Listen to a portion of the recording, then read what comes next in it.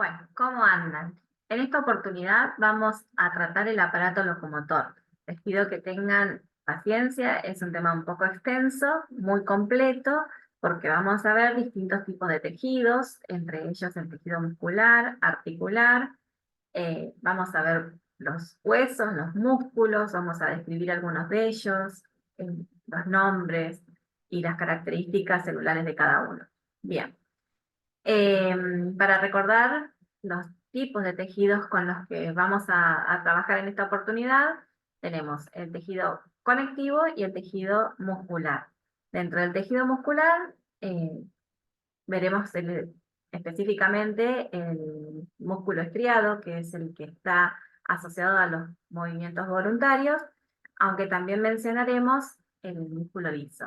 Y dentro del tejido conectivo veremos tejido principalmente especializados como el óseo y el cartilaginoso. Con eso es lo que nos vamos a quedar en esta clase. Vamos a recordar un poco sobre el tejido conectivo, cartilaginoso. Recordemos que es un tejido de sostén, que es el principal tejido constituyente del esqueleto fetal, que luego es reemplazado por el tejido óseo, que carece de vasos sanguíneos, linfáticos y de nervios, cuya función es la de protección y amortiguación principalmente, un sostén flexible y movimiento de las articulaciones que no tienen fricción. El tejido cartilaginoso es más consistente que un tejido blando, pero es más blando que el hueso. Así que es como un término entre medio. Y las células que lo constituyen son principalmente los condrocitos, como vimos anteriormente, que son esos que ocupaban unos espacios llamados lagunas, donde había varias células de este tipo, y rodeadas por toda una matriz extracelular secretados por estas células, y también tienen los condroblastos, que secretan matriz extracelular, y las condrogénicas, las células condrogénicas, que son las que dan origen a estas otras dos. Bien, si vamos más al detalle del tipo de matriz extracelular que rodea a estas células, podemos dividirlos en tres tipos de tejido cartilaginoso: el tejido hialino, el elástico y el fibroso. El tejido hialino es el que va a recubrir las superficies articulares. Es un tejido que está constituido por bastante matriz extracelular con pocas fibras. El tejido elástico es el que tiene muchas fibras elásticas y que constituye, por ejemplo, el pabellón auricular, las orejas. Mientras que el tejido fibroso tiene fundamentalmente constituidos por varios tipos de fibras, colágenas y elásticas, y es el que está, por ejemplo, en los discos intervertebrales. Recordemos entonces que los condroblastos son las células que son muy activas y que secretan gran parte de la matriz extracelular. A medida que esos condroblastos quedan rodeadas por toda esa matriz extracelular, se empiezan como a separar unas de otras, constituyendo estas lagunas de células. Y a medida que estos condroblastos van madurando, se van convirtiendo en los condrocitos, que son las células ya maduras del tejido cartilaginoso. Y además, estas células pueden dividirse en células hijas y cada célula hija va a quedar alojada en la misma laguna a partir de la cual se originó. La matriz extracelular, esta sustancia que queda rodeando a las lagunas, está constituida por agua, por sales, por proteoglicanos y dijimos por muchas fibras colágenas y elásticas que, de acuerdo a la proporción de estas fibras, vamos a estar hablando del tipo de tejido cartilaginoso que se forma: el hialino, el elástico y el fibroso que mencionamos recién. Bien, si vamos al tejido hialino, dijimos que es ese que recubre a muchas articulaciones, es el más abundante en el hombre. Su nombre hialino deriva justamente del aspecto que tiene esa matriz y es el que predomina en el feto. En los adultos va quedando este tipo de tejido en ciertos espacios como en la nariz, los cartílagos nasales, la laringe, la tráquea, los bronquios. Ay, disculpen. Bueno, me dio por estornudar. Bueno, dijimos la nariz, el que rodea la rótula, y la tráquea, los bronquios, la laringe también, está constituido por este tipo de tejido cartilaginoso hialino. Tiene condrocitos y abundantes fibras colágenos, y este hueso con el tiempo puede calcificar. El tejido cartilaginoso elástico tiene fundamentalmente fibras elásticas y fibras de colágeno. Es mucho más flexible que el tejido hialino y no calcifica. Se encuentra, dijimos, en el pabellón auditivo, también está en la epiglotis, en esta región que es como una válvula que deja pasar y cierra la vía aérea cuando estamos alimentándonos. Y la laringe, ¿sí? Mientras que el tejido fibroso está constituido fundamentalmente por fibras de colágeno y con una matriz extracelular que tiene menos cantidad de agua que las anteriores. ¿Dónde los encontramos? En los discos intervertebrales, estos espacios ocupados por cartílagos que están entre los cuerpos vertebrales, es decir, entre las vértebras. A diferencia de los anteriores, acá las lagunas tienen como una especie de forma de células en hilera, ¿sí? Estas son las lagunas. Las otras por ahí formaban estructuras más redondeadas, acá lo hacen en forma de hileras. ¿Dónde los encontramos? Dijimos entonces, les mencionaba recién, en los discos intervertebrales, y también los podemos encontrar en los meniscos, que son estos cartílagos que están ubicados en la rodilla. Bien, entonces, como para hacer un repaso de esto que vimos recién, dijimos que había 3 tipos de cartílago: el hialino, el elástico y el fibroso o fibrocartílago. Dentro del hialino mencionamos que era aquel que recubría ciertas articulaciones, es un cartílago justamente de revestimiento que se encuentra muy abundantemente en el feto, en la vida embrionaria. Luego nos encontramos en la vida adulta en la nariz, en los huesos de la nariz, en la tráquea, en los bronquios y en las articulaciones.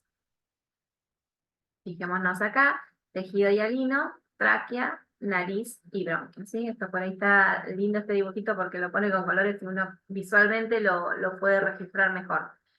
Luego tenemos el tejido cartilaginoso elástico, que estaba constituido por fibras elásticas principalmente, también algunas fibras de colágeno, obviamente pueden tener, que era mucho más flexible que el hialino. Acá fíjense cómo cambia la estructura de esta matriz con respecto a esto, donde podemos evidenciar una gran cantidad de fibras. Este tejido lo vamos a encontrar en las orejas, por ejemplo, y si miramos en este gráfico, tenemos el conducto auditivo externo, la epiglotis, el pabellón auricular y la tuba de Eustaquio. Es un conducto interno, digamos, eh, de la vía, eh, ahí no me sale el nombre, del oído con respecto a la nariz. Eh, bueno, y después el fibrocartílago, que dijimos que estaban en ciertos lugares como en los meniscos, también entre los discos intervertebrales y también en las inserciones de tendones y ligamentos en los huesos, ¿sí? Este estaba formado por una gran cantidad de fibras colágenas. Si nosotros comparamos el hueso con respecto al cartílago, podemos decir que el tejido son los 2 tejidos conjuntivos que están rodeadas las células por una gran matriz intercelular, que esa matriz puede ser sólida o relativamente rígida. La matriz intercelular del cartílago es deformable y puede crecer por depósito de nuevo material desde adentro del cartílago. En cambio, en la matriz intercelular ósea, que es más rígida, puede crecer solamente desde la superficie por depósito de nuevo material. Bueno, con respecto a los huesos, el tejido conectivo óseo va a constituir a los huesos, que constituyen justamente el esqueleto óseo. Las funciones van a ser sostén, regulación del calcio del organismo. Recordemos que los huesos están formados por una gran cantidad de sales de fosfato de calcio y carbonato de calcio, por lo tanto, gran parte de la regulación de los niveles de calcio en sangre están dados justamente por este calcio óseo. Además, en los huesos encontramos la médula ósea, que es el tejido que va a formar las células sanguíneas. El tejido óseo, recordemos que estaban formados por 4 tipos de células, que eran las células osteogénicas, los osteoblastos, los osteoclastos y los osteocitos. Y además, esa matriz extracelular, como bien dijimos recién, está formada por fibras, sales, minerales que están constituidas por los fosfatos de calcio, como la hidroxiapatita y carbonato de calcio, que es lo que le da esa rigidez y fragilidad al hueso. Es el 65% de la matriz extracelular. Bueno, acá tienen las células que constituyen el tejido óseo. Podemos también clasificarlo en tejido inmaduro y maduro. Este tejido inmaduro es aquel que se inicia, que por ejemplo vamos a encontrar después de una lesión cuando se repara el tejido, que está presente en el esqueleto fetal. No tiene una estructura muy definida. En cambio, el tejido maduro, sí podemos distinguir 2 tipos de tejido maduro, uno que se llama compacto y otro que se llama esponjoso, diferenciados claramente por su estructura. En el caso del hueso compacto, podemos ver una especie de laminillas óseas que rodean una zona central que se llama el conducto de Havers, donde circulan los vasos sanguíneos y los nervios. Este tejido se encuentra principalmente, este hueso compacto, se encuentra en las superficies externas de los huesos y en las diáfisis, que ahora vamos a mostrarles, les voy a mostrar en una figura a qué se llama diáfisis de hueso, de los huesos largos. Mientras que el tejido esponjoso tiene una estructura en forma de trabécula que deja grandes espacios entre medio. Esos espacios tienen una funcionalidad que es la de contener a la médula ósea roja, que es justamente el tejido que contiene y donde se forman las células sanguíneas. ¿Dónde lo vamos a encontrar? En el interior de los huesos grandes, de los huesos largos, también de los cortos y de los planos. Fíjense, este es un hueso plano y este es un hueso largo, esto es como el fémur. En los huesos planos podemos ver hueso compacto en las partes externas y el hueso trabecular o esponjoso en el interior. Bueno, un poquito más de lo mismo. Fíjense, este tejido trabecular en los espacios contiene la médula ósea. En los huesos compactos podemos encontrar en las zonas externas los osteoclastos, que son los que van a degradar hueso, pero también están los osteoblastos, que son los que generan hueso nuevo, que recordemos que estaban como en la superficie del hueso, a diferencia del tejido articular, el tejido cartilaginoso que podía crecer desde adentro. Bien, además los huesos están rodeados por un tejido que se llama el periósteo. Ese periósteo recubre a los huesos por la parte externa y forma como una capa externa que es de tejido conectivo, fibroso,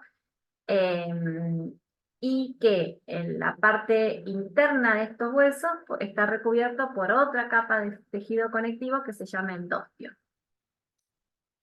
Bien, acá tenemos, si nosotros vemos hueso largo, podemos decir que los extremos se llaman epífisis y que la parte interna del hueso se llama diáfisis. Los huesos largos, como dijimos recién, están constituidos parte por tejido esponjoso y parte por tejido compacto, como ven acá, ¿sí? Bueno, el hueso en su parte interna está relleno, podemos decir, con médula, que en algunos casos es médula amarilla, que está constituido principalmente por lípidos, y en otros casos es médula roja, que es la o médula ósea roja, que es la que contiene las células sanguíneas en formación. Bueno, si pensamos en cómo crecen los huesos, miremos este ejemplo. Este es el hueso de un bebé, donde en los extremos tenemos las zonas de crecimiento. En principio son zonas de cartílago. Fíjense que esto celeste indica que es parte del tejido cartilaginoso. A medida que va creciendo, este hueso va adquiriendo mayor longitud, pero a su vez también va formándose, va calcificándose y cada vez tiene menor cantidad de tejido cartilaginoso. Hasta que en la vida adulta, hueso largo prácticamente tiene muy poco cartílago y es reemplazado todo por tejido óseo. Recordemos que los huesos son tejidos vivos que están en constante formación y deformación, donde hay células como los osteoclastos que son las promotoras de la resorción ósea, es decir, de la degradación, de la deformación de ese hueso, mientras que los osteoblastos son los encargados de la formación, del depósito de estas sustancias que constituyen la matriz ósea. Bueno, vimos hasta ahora entonces lo que es cartílago y hueso. Vamos a ver a partir de aquí el tejido muscular, que es el otro tejido que constituye a este sistema. El tejido muscular está constituido por células muy especializadas, que son alargadas, que se llaman miocitos, que son especializados para la contracción. Estas células tienen en su citoplasma una gran cantidad de miofilamentos o miofibrinas de dos proteínas muy conocidas que se llaman actina y miosina.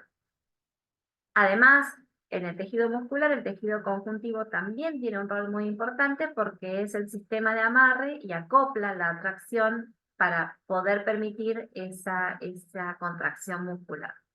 En el tejido conjuntivo va toda la inervación y los vasos sanguíneos que permiten bueno, la nutrición y el impulso nervioso también para que se dé esa contracción muscular.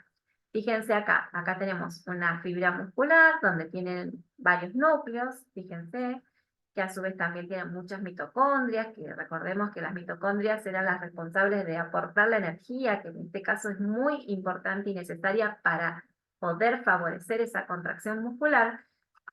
Y en el interior entonces dijimos que estaban las miofibrillas de actina y miosina.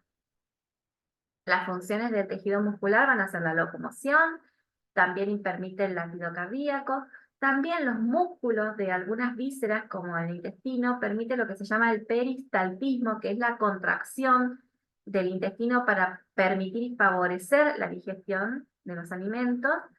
Y además es muy importante las fibras y los músculos, las células musculares que constituyen o que rodean a los vasos sanguíneos para regular el flujo sanguíneo. El tejido muscular constituye un 40-45% de todo el tejido de la masa, en masa de los seres humanos. Y su función es muy especializada, su función es la de contracción muscular, y es lo que permite el movimiento de los seres vivos. Como les mencionaba hoy, las células, los miocitos son tan especializadas que cada una de las partes de estas células tiene nombre propio. Así como la membrana se llama sarcolema, el citoplasma se llama sarcoplasma, el retículo endoplasmático liso se llama retículo sarcoplasmático, las mitocondrias se llama sarcosoma, o sea, son tan especializadas que difieren en tanto con respecto a otras células que han adquirido o se les han puesto sus nombres propios, ¿sí? Bien, nada más para mostrarles por qué se llaman fibras estriadas, es por cómo se disponen estas fibras, estos miofilamentos que mencionamos recién, de actina y miosina. La actina es esto que tienen ¿cómo se llama? En celeste o turquesa, mientras que la miosina son los filamentos gruesos La actina es fino, las miosinas son gruesos, y entre ellos se establece una relación mediados por calcio y por ATP, permitiendo que estas unidades que están entre estas marcas que se llaman Z, se contraigan, permitiendo la contracción muscular. Cada una de estas unidades se llama sarcómero, y eso es lo que se denomina unidad funcional de la miofibrilla. Cada sarcómero es lo que permite justamente la contracción muscular. Bueno, los músculos ya sabemos que se clasificaban en músculo estriado, cardíaco y liso, de acuerdo a las características que lo constituyen. El músculo estriado estaba constituido, como vimos recién, por células multinucleadas que tienen la capacidad de contraerse rápidamente, es un músculo voluntario y muy poco resistente a la fatiga. Son los músculos justamente que están insertados en los huesos y que permiten el movimiento de las extremidades. Mientras que el músculo cardíaco, si bien también tiene contracción rápida, quizás no tanto como las células esqueléticas, pero es involuntario y está únicamente en el corazón. Mientras que el músculo liso está constituido por un solo núcleo, por filamentos paralelos que no tienen estrías, como en el caso del estriado que pone acá.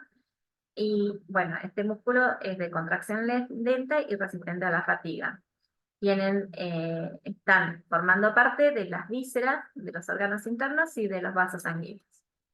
Además, los grupos de músculos están rodeados por un tipo de tejido conjuntivo que se llama aponeurosis, que es lo que ven acá. Como todos estos músculos de la mano están rodeados por una capita que se llama aponeurosis, ¿sí? Además, hay capas que rodean tanto a las células, cada una de las células o miocitos está rodeado por una capa de tejido conjuntivo que se llama endomisio, mientras que el grupo de varias fibras o células se llaman fascículos musculares, están rodeados por un perimisio, que sería esto, y a su vez todo ese grupo que rodea y que forma todo el músculo está rodeado por otro tejido conjuntivo que se llama epimisio. Esto es un ejemplo de cómo se observa en el microscopio el endomisio de un tejido de esófago de mono que se utiliza para el diagnóstico de una enfermedad que se llama enfermedad celíaca en el laboratorio. Se tiñe, es típico que se tiña este tejido de esta manera como si fuera en panal de abeja y mediante una técnica de inmunofluorescencia directa. Bien, entonces ahora sí, pasando a lo que es el aparato locomotor, que está constituido por fundamentalmente tejido de tipo tendinóseo, cartilaginoso, óseo muscular, que mencionamos recientemente, formando las estructuras más grandes como los músculos, los huesos y las articulaciones. Pero además hay otros tejidos como el sanguíneo, como el nervioso y el adiposo. El aparato locomotor entonces está constituido por los huesos, que es la base mecánica del movimiento y donde se insertan los músculos. Luego las articulaciones, que es lo que va a relacionar a los huesos entre sí. Y por último los músculos, que son los que se insertan en los huesos y son los que permiten movilizarlos. Las funciones del aparato locomotor es la del sostén, la de protección de las estructuras, como por ejemplo el cráneo y la columna, la respiración mediante los músculos intercostales y del diafragma es posible facilitar el ingreso y salida del aire a nuestros pulmones, y además también es el albergue y protección de distintos tejidos y órganos, además de la locomoción que por ahí uno lo asocia como la principal función. El sistema esquelético está formado por 206 huesos en total, además de articulaciones, cartílagos y ligamentos. Si nosotros observamos esta figura, podemos ver algunos de los huesos del esqueleto que vamos a mencionar también más a continuación. El esqueleto óseo lo podemos dividir en dos grandes partes, en el que se llama apendicular, donde están todos los miembros inferiores y superiores, además de la cintura pelviana, y el esqueleto axial, que está constituido por la cabeza y por el tronco. vamos a ir mencionando ahora algunos de los huesos y luego algunos de los músculos más importantes de nuestro cuerpo. Dentro de los huesos de la cabeza tenemos al frontal, que es el que tenemos en la frente, parietal, el que tenemos a los costados, y más abajo, o sea, costado y arriba, y más abajo tenemos el temporal, mientras que en la parte de atrás está el hueso occipital. En los pómulos tenemos el hueso malar y la mandíbula, que es ese mismo hueso, además del maxilar superior. Mientras que en la nariz tenemos el hueso nasal. En el tórax podemos ver el esternón, que es este hueso que tenemos acá, ¿sí? Las costillas, que son estas estructuras que se unen en algunos casos con las vértebras, y más atrás, acá, los cuerpos de las vértebras. Todo esto forman como una especie de caja que se llama caja torácica. Si observamos las costillas, podemos ver que hay 12 pares de costillas. Dentro de esas 12 pares de costillas hay 7 que se llaman verdaderas. ¿Por qué? Porque se unen tanto al esternón como a las vértebras por la parte posterior. 1, 2, 3, 4, 5, 6, 7. Mientras que hay 3 costillas, que son las que están a continuación, que se llaman falsas costillas porque se unen al esternón, pero por unión a la última vértebra verdadera, última costilla verdadera que contamos recién. Y sí se unen a los cuerpos vertebrales. Y por otro lado tenemos 2 costillas que se llaman flotantes porque solamente están unidas por la parte posterior a las vértebras, pero no se insertan en el esternón. Y esas quedan entre medio de los órganos abdominales.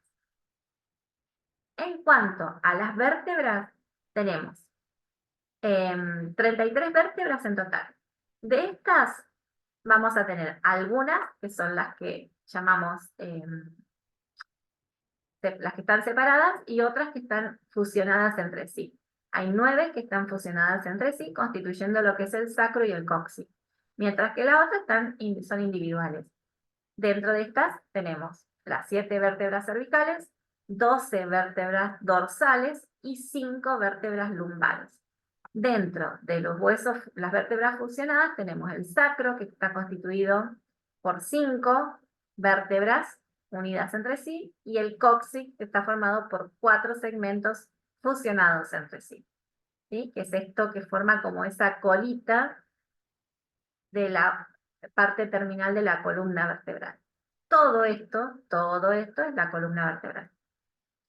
Bien, si repasamos los huesos de la extremidad superior, podemos ver en el brazo la escápula, que es la parte posterior, en la espalda, este hueso grande que tenemos en la parte posterior, unido a la clavícula, que se une al esternón que está en la parte anterior de la caja torácica, como vimos recién.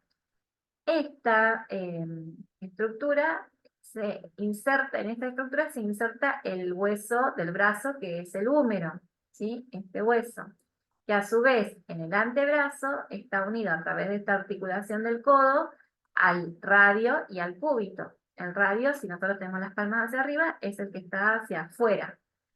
Mientras que la mano está constituida por 3 tipos de huesos: los carpianos, que están como en la muñeca, los metacarpianos en la palma, y las falanges, que son los dedos. En forma análoga podemos repasar los huesos de la extremidad inferior, que están constituidos desde la cadera, por el fémur, que es este hueso largo, que a su vez, a través de la articulación de la rodilla, se une a la tibia, y al peroné, y a su vez los huesos del pie los podemos agrupar también en tarso, metatarso y falanges, en forma similar a lo que mencionábamos recién con los huesos de la mano.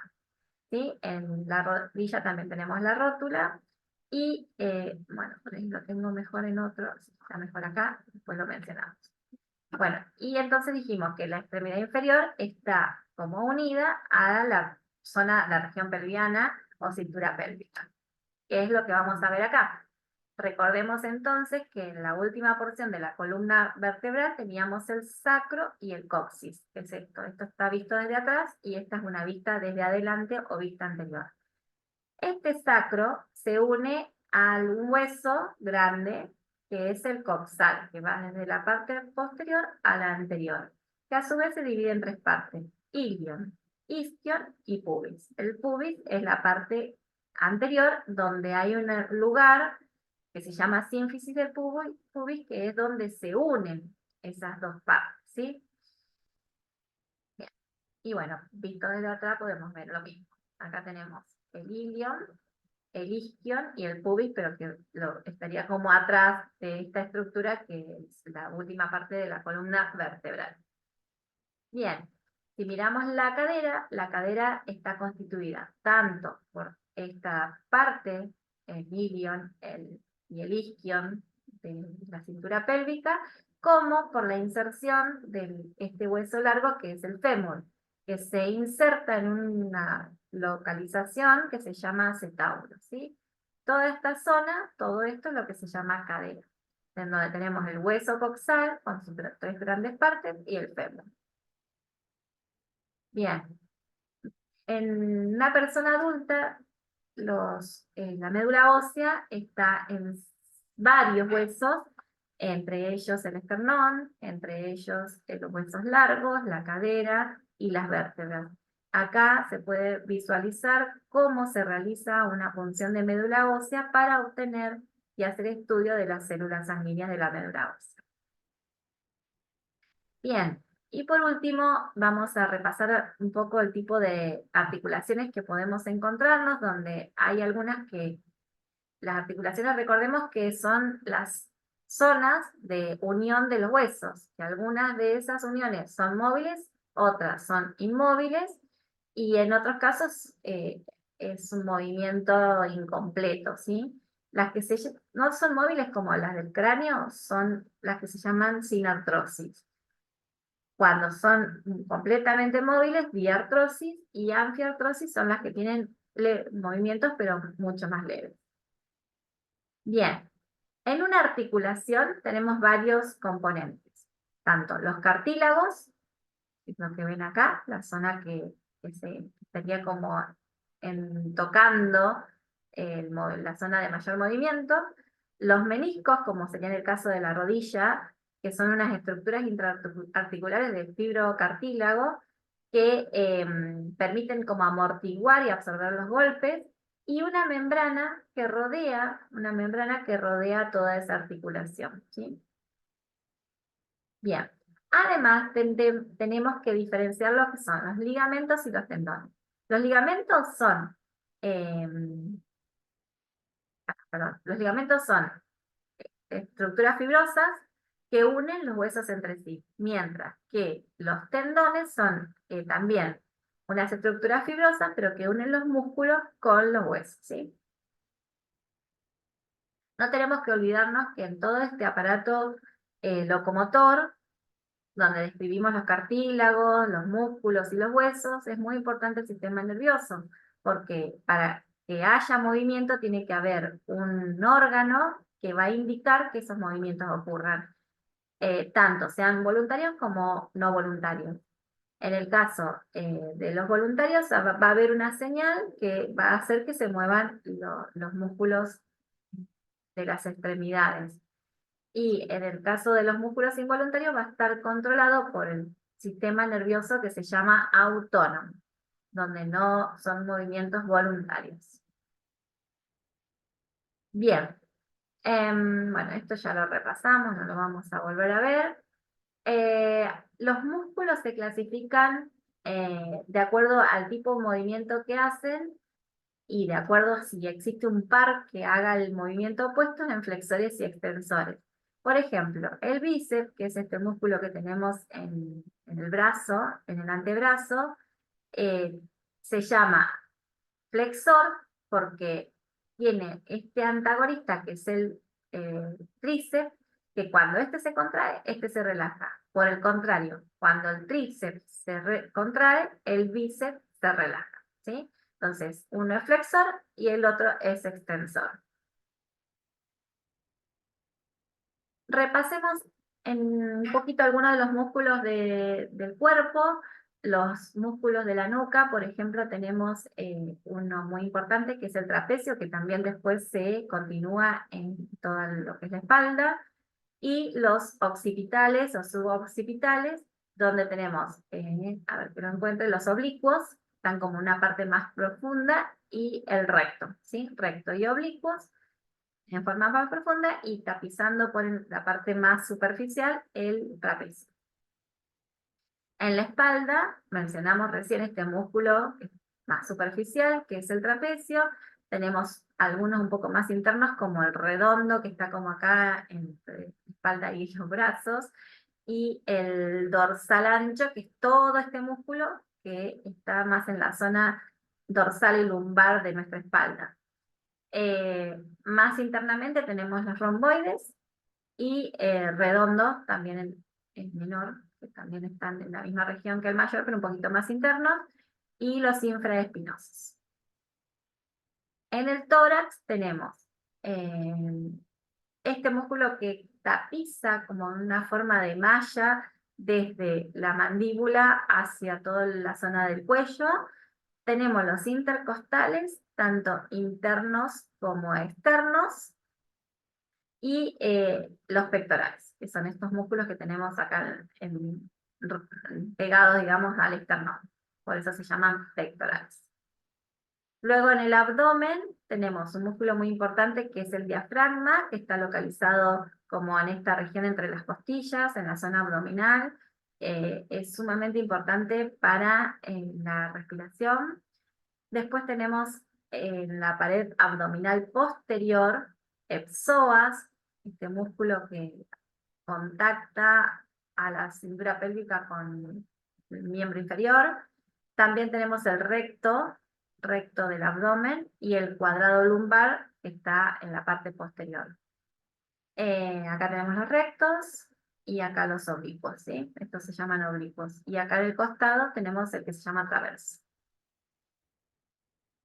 Músculos respiratorios, ya mencionamos el diafragma, y para la expiración son muy importantes los músculos que se encuentran entre las costillas, por eso se llaman intercostales.